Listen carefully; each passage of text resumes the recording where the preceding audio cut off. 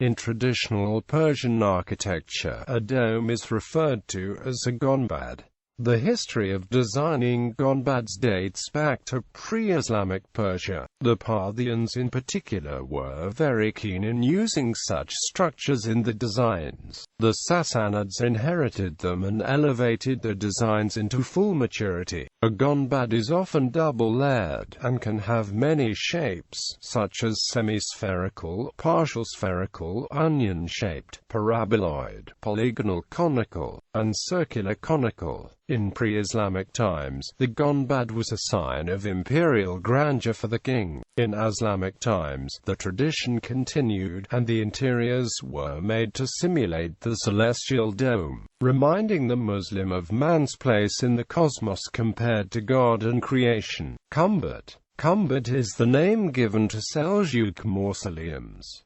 Gonbad are an important part of Seljuk architecture. In Turkey, Azerbaijan and Iran, where the Turks set up states and ruled for centuries, there are a number of examples of such mausoleums. Particularly fashionable in the 13th century, these monuments, referred to in Turkish as gonbad, are a continuation of the Turkish burial customs of Central Asia. These structures are either polygonal or cylindrical in shape, or covered with a dome. The main body of the monument rests on a cubic base, the corners of which are beveled. In the examples built before the 16th century, the dome is covered with a conical or pyramidal spire. Most of these monuments are two-story. Concealed inside the base, half of which is below ground level, is a crypt. The latter is covered by a vault and its floor is earth. The deceased was buried in the earth. The crypt had small loophole windows. Most gonbad in Turkey are found in the provinces of Kayseri, Erzurum, Konya, Alat and Bitlis.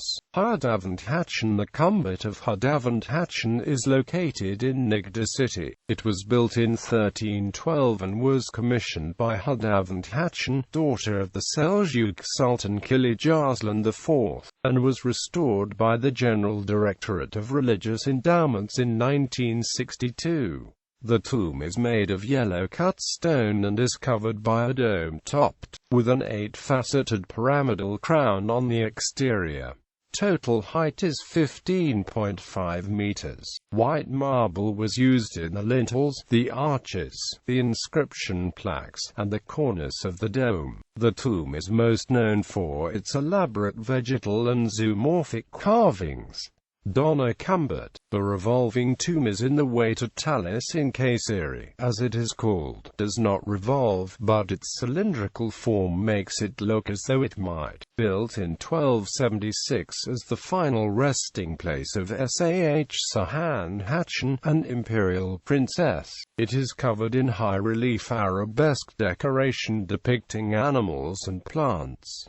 The nearby Sirkali gonbad is not quite as elaborate. The Sifter gonbad, 5 kilometers along on the way to Sivas, is yet another of these characteristic Seljuk royal tombs. The gonbad of Halimi Hatchin, about 2 kilometers to the north of the Gevis district on the shore of Lake Van, there is an old graveyard that has been in use ever since the Seljuk period.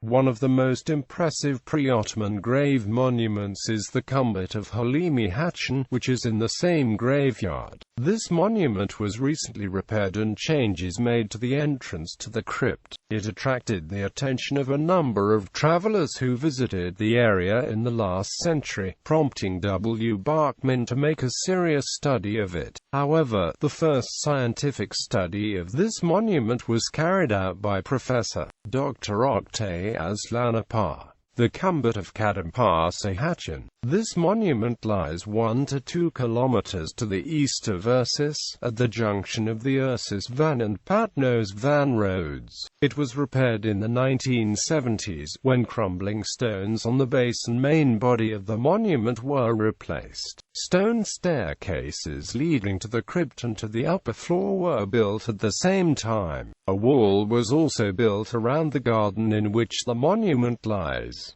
The Zorchul-Kumbert. This monument, which lies on level ground to the left of the Ursis Patnos Road above 5 kilometers northwest of Ursis itself, has no special name. Abdurrahim Serif Begu, who visited the monument in 1931, stated that its east window part of the spire had crumbled away. Oktay Aslanapar confirms this information, stating that the upper part of the roof had collapsed and that the monument was in a very poor state. Repairs have been carried out which have halted its deterioration. India. Gonbad.